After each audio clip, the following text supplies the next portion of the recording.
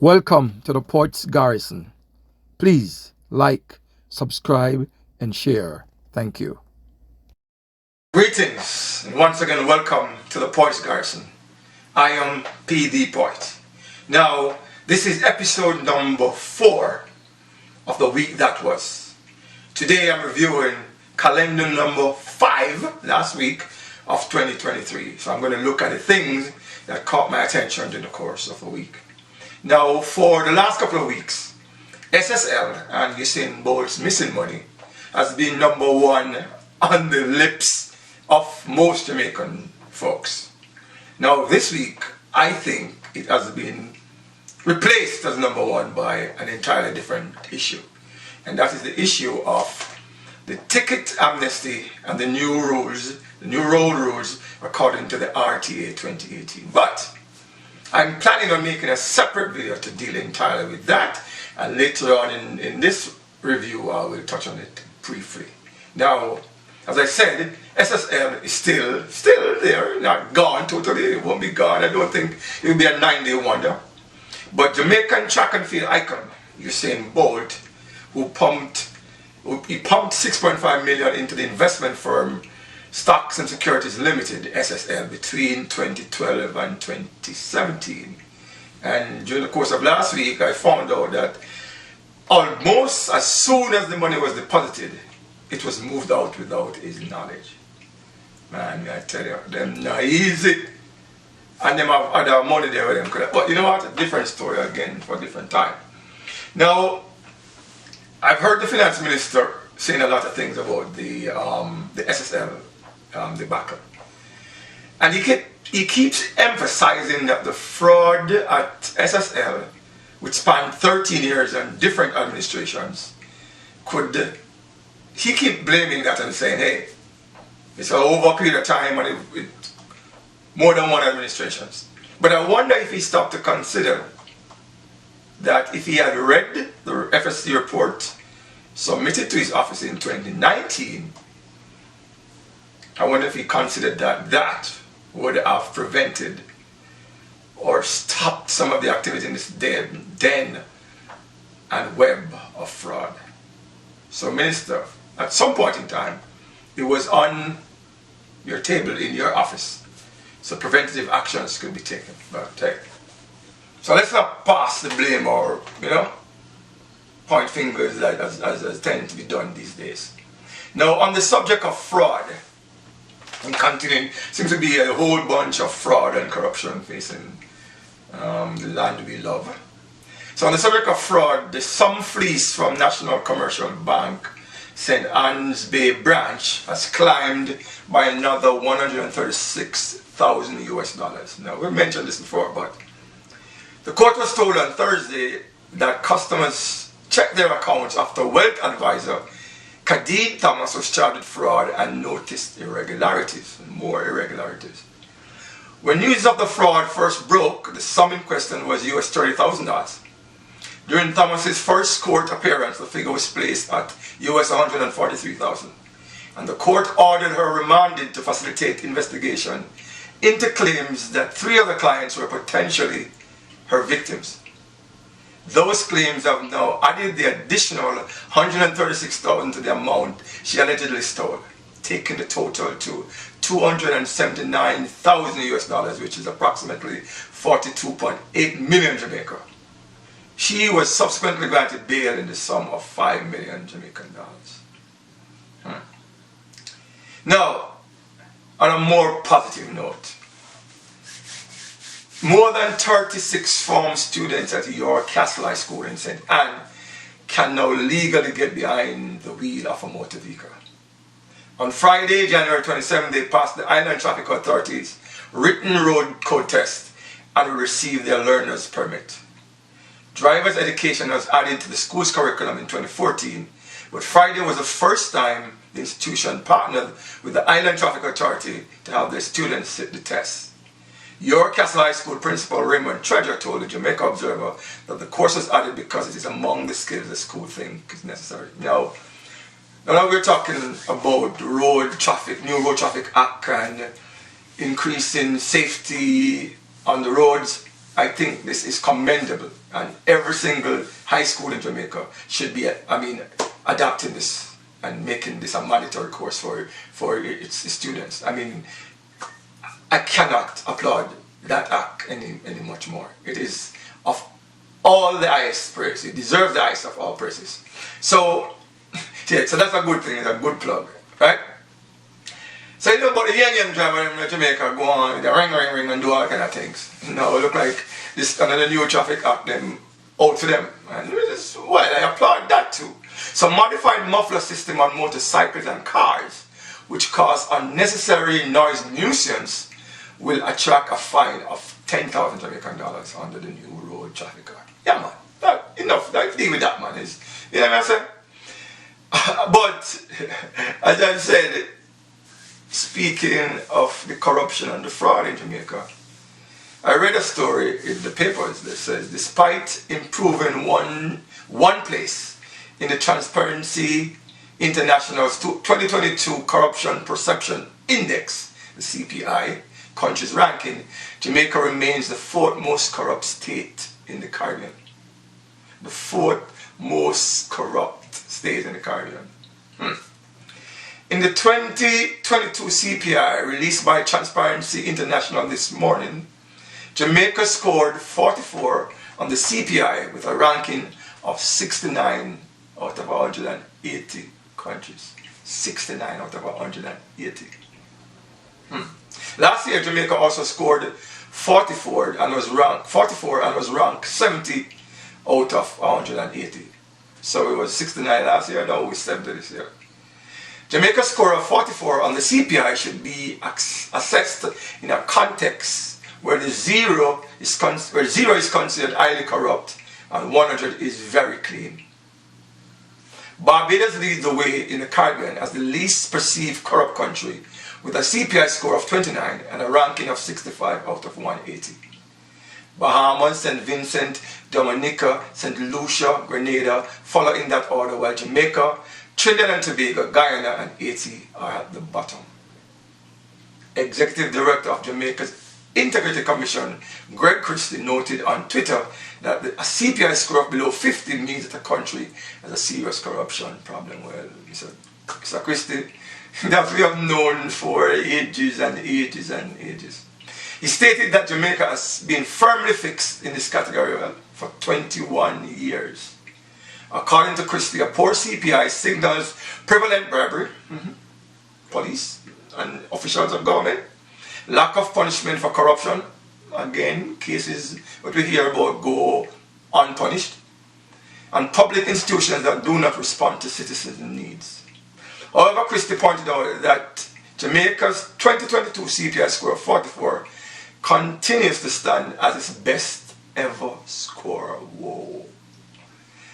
It was previously attained in 2017, 2018, 2020, and 2021. Now, I've spoken before of the issues of the Child Protection and Family Services Agency, the CPFSA, and the minister asking that the person the CEO step aside, and there was some form of protest to get her to move from the role. Now we see the government has terminated the contract of Chief Executive Officer of the Child Protection and Family Services Agency, Rosalie Gage Gray. Sources say Gage Gray's termination letter was finally signed by Governor General Sir Patrick Allen after almost week-long delay. Now I wonder what could have caused the delay there? It's like an open and shut thing that you must step down. The Public Service Commission had submitted its decision to terminate Gage Gray's services more than 1 week ago, based on a report by the Office of the Children's Advocate into CPFSA's relationship with disgraced American educator Carl Robansky. Good riddance. Finally, so we can do the investigation now and get to where we need to get to. Now, on an entirely different note, a team of Jamaican American contractors from New York Drill are excited to have been selected to kickstart construction of the first phase of Jamaica's tallest building come next month, skyscraper. The 27-story building that is being developed by Stratospheres Development Limited at 1B Oxford Road in St. Andrew will be dubbed the Accent at the Oxford Sheer Luxury. This will be the tallest building in the Caribbean, of 27 stories. And we used to live on Cable and Wireless building. We could have seen parts of Fort Moore clearly. Now you can see Spanish Town from the top of this building, and maybe farther than that. Well, let's see where that goes and where that takes us. Now, the Jamaica Council of Churches wants a commission of inquiry into the financial sector to determine the true nature of its operations, motivations, and the extent to which corruption may have the real effectiveness as a contributor to nation building. Another commission of inquiry. Too many of them. To my mind, a waste of time and money. Fancy suits and ties, revealing the truth or covering the lies. Commission of inquiry or tales of a certain fairy. Users of legal jargon, defendants of pagan, counsels of the queen or the king now. Thin lines for us to read between. Some grandstanding, some tangled web spinning. Commission of inquiry, what of truth in its entirety. Nothing but a parade of lawyers grandstanding, witnesses who can't recall, and questions that cannot be answered because of this and that. As I say, a grand waste of time and money. Now, I watched a video this morning on Facebook where a Jamaican guy talking about man taking care of a woman and 4 kids and then got foreign, take care of the pitting them and file for the pitting them and file for them for him, and then he referenced that to Andrew Holness and Jamaica and sending assistance to Haiti. Now, the story goes that Prime Minister Andrew Holness says Jamaica stands ready to send members of the security forces to Haiti as part of an international effort aimed at restoring stability to the violence-torn French-speaking Caribbean nation. Now, I have the deepest of love and sympathy and respect for my Asian brothers and sisters. It bothers me when they turn up in Jamaica seeking assistance and we turn them back, and we've done that time and time again. We don't treat them like people in need needs to be treated. I have issues with the Dominican Republic and how it treats its neighbors, its neighbor Haiti. And so I have made certain decisions in my life. I would never visit the Dominican Republic in protest of that. And then it burned me, it troubled me when in 2017 Andrew Holness gave keys to the city of Kingston, I think, to Danilo Medina Sanchez, the president, I don't know if he's still a president, maybe the then president of the Dominican Republic.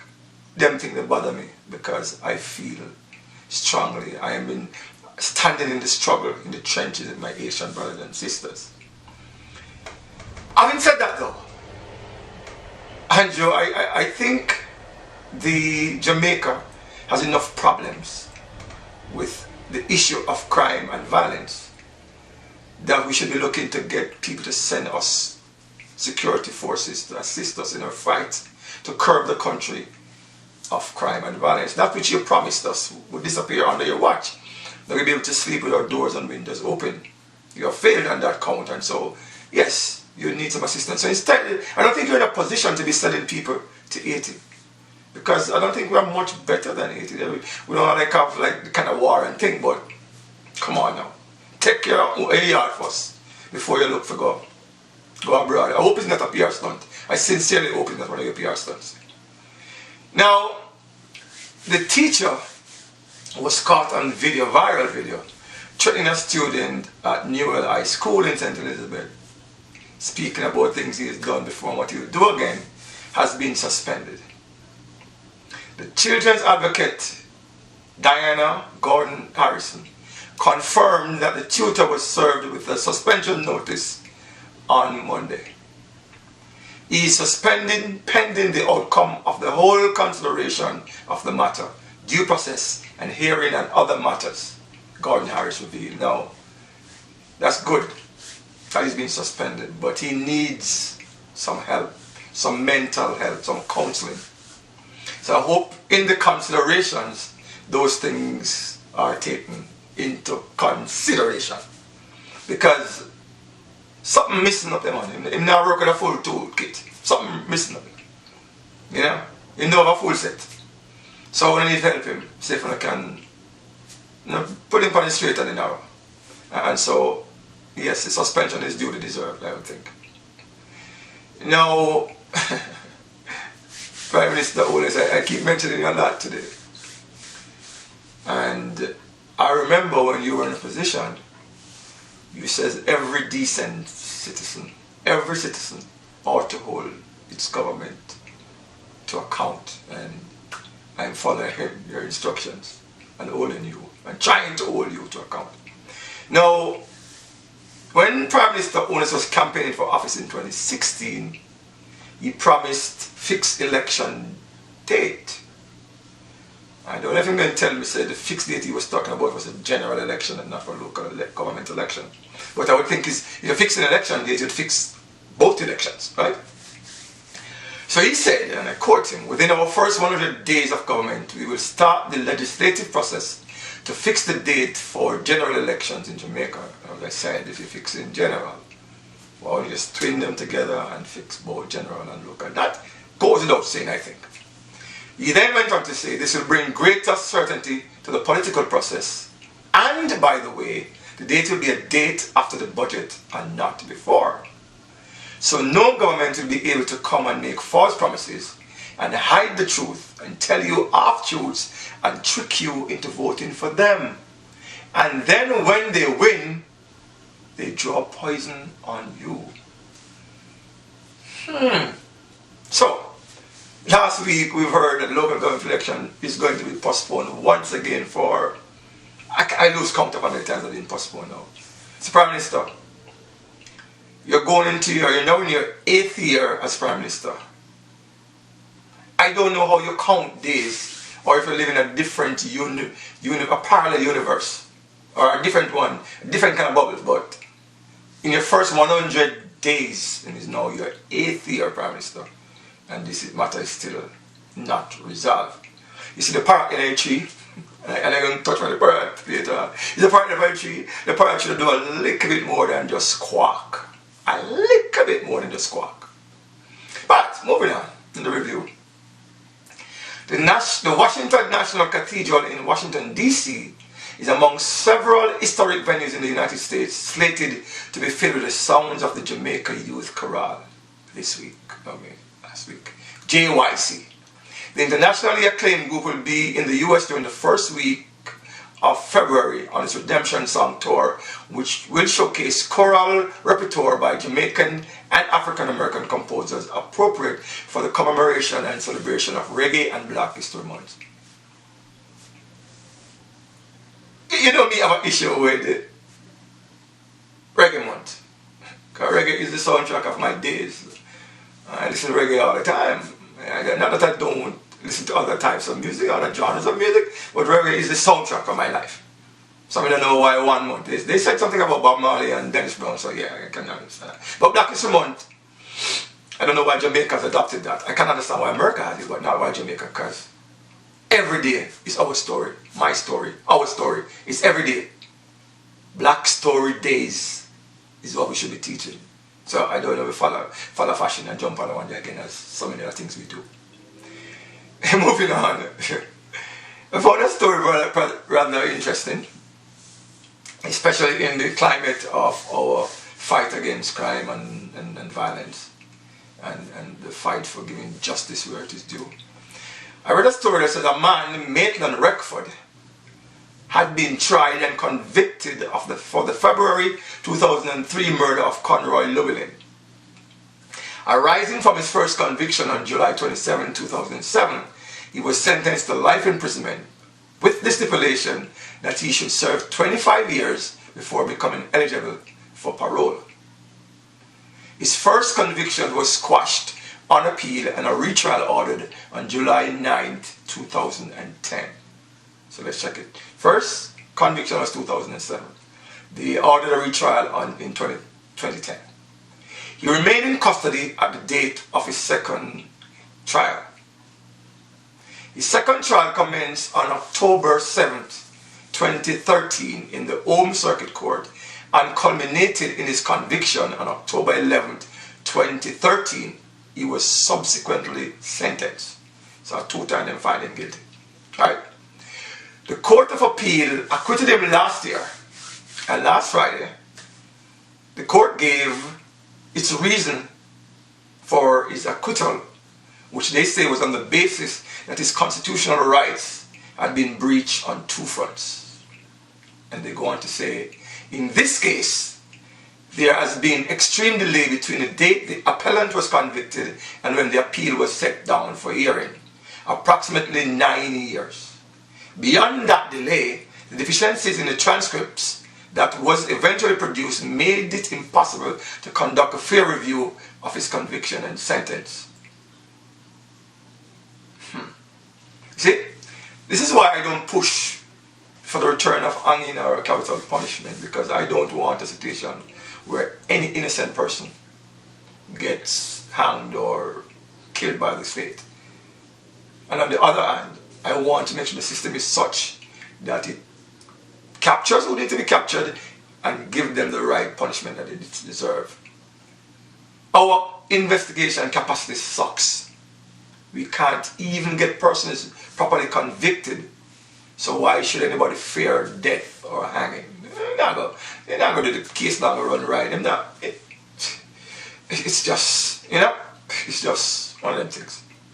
Anyway, sometimes you have to take serious things and make joke them, so you have to laugh sometimes, but in the middle of, you stress yourself out and your blood pressure go up. Sometimes you have to take some serious things and make laugh. And this, I think, is one of those times. Now, there's a story. Police are searching for a man who reportedly lost his finger while robbing a business establishment on Coleyville Avenue in Kingston 20 on November 20th, 2022. The wanted man has been identified as Hebert Wallace, otherwise called Ricky, of a Riverton City address in Kingston 11. Police report that Wallace was allegedly in the process of robbing the establishment when he accidentally shot his finger off. He shoot off him one finger and leave it behind. He reportedly fled the scene after taking a sum of money from the proprietor, but left his severed finger behind. So he left evidence upon himself. He left the evidence behind. They can fingerprint it. Police of the Hudson Bay Criminal Investigation Branch reportedly submitted the finger to a forensic lab where it was revealed that it was Wallace. Serve you right, Mr. Wallace. Serve you right. Serve you right. Now, still on the matter of roads, motorists eager for the completion of the US $188 million Maypen to Williamsfield leg of Highway 2000 will have to wait until summer 2023, even though the project is 90% complete. I'm sure there are many persons hoping that summer comes fast. When I traverse those areas going to Trelawney, I have to go through them neck of the woods so I understand exactly what they're trying to do there. Again, speaking of roads and traffic, last week saw the chaotic implementation of the RTA 2018 Act, Road Traffic Authority Act. And as I said, I want to do a video separately on that. But there was lots of chaos and confusion in people trying to get to places where they could pay their tickets so they could get an amnesty. I don't want to call it amnesty, or reprieved from tickets that was long outstanding. If they paid any tickets up to 2018, I think, then the points and whatever the points and tickets would become, anything before 2018 become null and void, and anything after that they can pay to deal with it. So there was a big rush, and it led to all sort of things being exposed and all kind of things coming into play. It was poor management on the part of the administration, the part of the government that deals with these things was poor. Long lines, people waited days and they weren't sure what was happening, and lots of confusion and chaos. There was the issue of new rules coming into place. If you park at a gas station and you're pumping gas in your car, you don't turn your engine off, you get a $4,000 fine. And then the most blatant one is the issue of car seats for children in a taxi. Now, as we know that a child below 12 requires a car seat. Now we know that a lot of kids go to school in Jamaica in road taxis. And we've seen videos online of mothers with 2 kids and mothers can't get picked up any at all. I've seen a couple of videos like those. Now I think about myself. I started high school before I was 11 years old. That means traveling to high school to first form, I'd have to have a child seat. I don't know where I get child seat from. I don't have a car. Who's supposed to have the car seat? The child, the parent, or the taxi? You can't imagine the taxi man drive a hustling thing and him stop pick up someone and have to move everybody around and buckle in the car seat, or not the easiest to attach at times. And then one stop driver you have to stop and let out, and it's just too cumbersome. So the government has made a decision to amend the Road Traffic Act in light of citizens' backlash over the requirement for child restraint systems in public passenger vehicle. And that's a good thing. It's a very good thing, and it means there got to be a national consensus about the whole transport service. But as I said, I'm planning to do a video to look at that whole thing of the RTA from whenever to just being passed into law last week. Now, let me look at sports. Quickly look at sports. Montego Bay United midfielder Huon Barton was said to be resting comfortably, having been rushed to a medical facility after he momentarily lost consciousness following a collision in a Jamaica Premier League game against the Gardens on Sunday. Now, I want to wish him all the best speedy recovery, because I've watched games before and seen crazy things done to persons on the pitch. I mean, I've actually watched the game on TV and see a guy who got a collision that led to his death.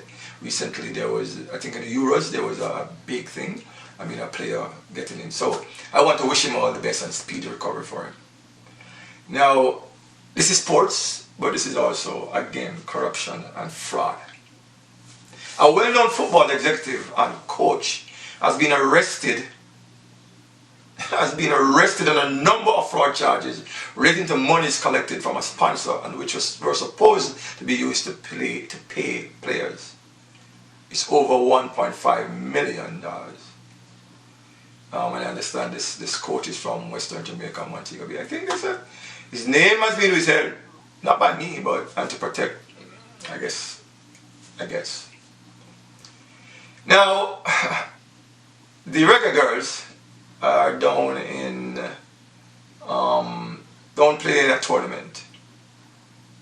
I think it's in Australia. I'm not too sure about that. But despite taking their first trip down under, yes, Australia, down under without ace striker Khadija Bunny Shaw, senior Reggae Girl head coach Lon Donaldson remains confident that his team should give a good account of themselves in the Cup of Nations tournament. Again, I want to wish them all the best, and I hope they fly the flag as high as possible. Good luck, girls. In her first indoor competition since 2017, double Olympic champion Elaine Thompson claimed victory in the women's 60 meter at an invitational meet in Norway on Thursday. Congratulations and well done. Cricket. Lovely cricket, and that's been so lovely for the West Indies fans for a while, here and there. In the first of 2 test matches against Zimbabwe, the West Indies cricket team ended day 2 on 221 without loss. Zimbabwe is yet to bat. In a test match, anything can happen, but I want to wish the West Indies again all the best, and all the best of luck. On to the Premier League, the English Premier League, and you might say, oh, the Jamaican review, but Jamaicans very tight caught up in the Premier League. And my Chelsea continues to struggle despite record signings on transfer day, signing on transfer during the January transfer window. We've even had a British and a club transfer record broken when we acquired young Argentine midfielder Enzo Fernandez from Benfica in Portugal. But yet, even with his introduction, we were held to a scoreless draw by neighbours Fulham. However, on the brighter side, we've moved to one place up from 10th to 9th. We're moving on up. Anyway, as I always said, once the machine gets oil and proper running, trouble. Arsenal continues to lead the table despite losing 1-0 to a lowly placed Everton. It's a long way to go until season end. I mean, other strugglers are there, the great Liverpool are also struggling. But it's a long way to go. Now, entertainment. As part of Reggae Month celebration, there will be a free concert in Emancipation Park on Monday, February 2nd. I think it's tomorrow, depending on when you watch this video. It will be a tribute to Bob Marley and will feature performances by Julian Marley, Capleton, Egyptian, among many others. There was also a tribute concert to Dennis Brown earlier this month, February being the month of his birth. Now, there would be a little tiff in a dance, or a little war, clash, as they call it. It was the Vegas versus Bounty, Mr. Vegas versus the Killer.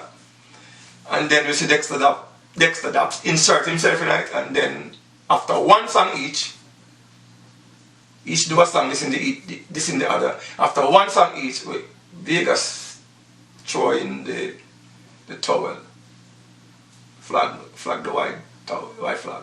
He said no to violence and waterfalls, or whatever that means. Dexter, no to violence and waterfalls. So that has died after one. Them saw the shortest clash in the history of clashes. After one song, it did. Anyway, this covers my review of last week. Did I miss anything? Let me know below in the comments section. Now, once again, I want to thank you for watching. Keep safe. Keep a smile on your face. And as always, one love. If you haven't liked or subscribed to the channel, please do so. Please consider doing so. And to take us out of here is the parrot, that now infamous or famous parrot, telling Prime Minister Olis, I don't want to hear another word from you. Enjoy and keep a smile on your face. One love. Two, we are sympathetic to those who may have been affected. True word. We are sympathetic and indeed apologize to those who have been affected. Some amount of... All right, sir. Could I have a chance?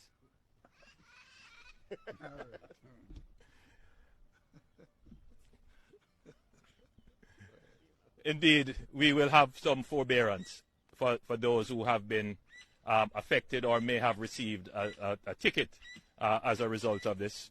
We have...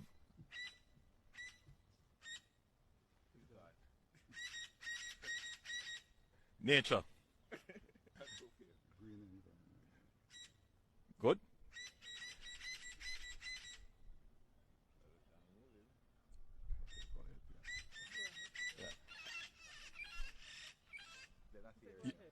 You're not hearing it. And I thought that the country was hearing this wonderful bird above me. It's a parrot. You sure? One of our protected species. Right. No. So as I... Thanks for watching.